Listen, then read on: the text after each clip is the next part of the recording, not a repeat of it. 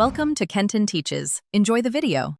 You'll begin by launching Facetime and placing a video call to the contact. Make sure your device runs a supported iOS version and has good connectivity. This prevents drops during switching. Once the call connects, hold your device steady and avoid muting so audio stays active. Now, locate the in-call controls at the bottom of the screen.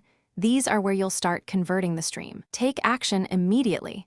Tap the screen to reveal controls and get ready for the next step. You'll switch off your camera by tapping the camera icon during the live call. The icon adds a slash when video is disabled. This converts your outgoing feed to audio only while the other person may still see their screen.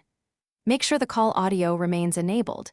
If you lose sound, toggle speaker, earpiece, or use the control center mic settings. Once done, check your microphone permission in settings if the other party cannot hear you. That fixes most permission-related audio issues. To finish, confirm your camera is off and that audio quality meets your needs. Adjust volume or switch to Bluetooth headset for clarity if required.